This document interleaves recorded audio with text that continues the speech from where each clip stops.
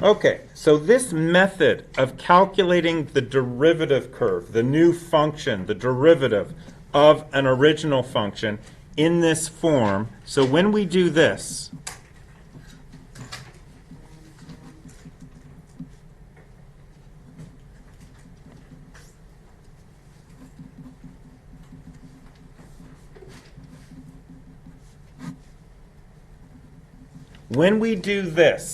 this is called calculating the derivative.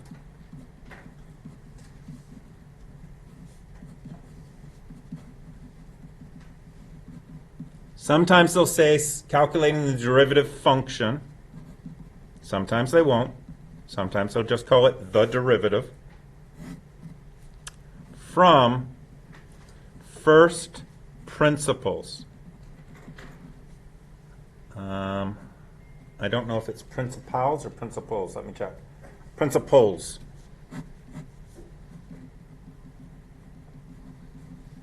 So it's calculating the derivative from first principles. That's what this is called. I'm going to give you a new way of doing it in a little bit, and then we're not going to use this so much, but right now we need to know this inside out. So this is from first principles. Secondly, I need to tell you a little bit about some notation.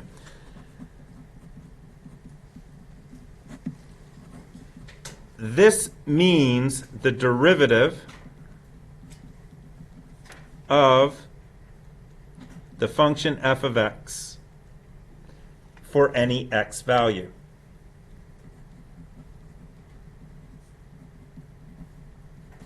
Well, there was another guy that was working on calculus the same time Newton was, and his name was Leibniz. And you spell his name like this: L-E-I-B-N-I-Z.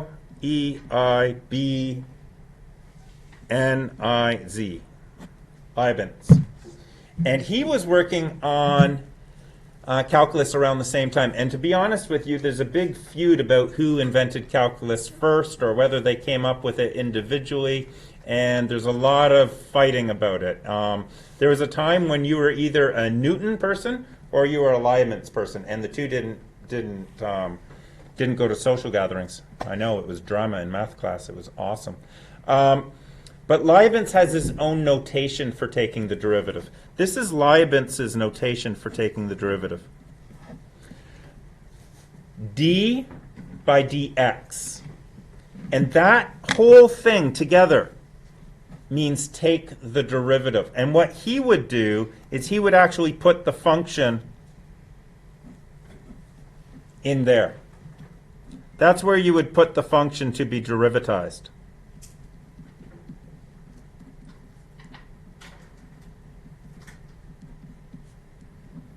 Yes, to take the derivative is an action, okay? You're taking the derivative, so you can derivatize something. So Newton would have to talk about something like this. Newton would have to say f of x equals 3x squared plus 4x minus 1. Find f prime of x. That's what Newton would have to say. This is Newton language.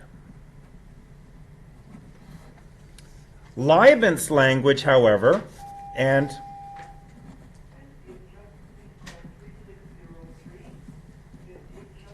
to be honest with you,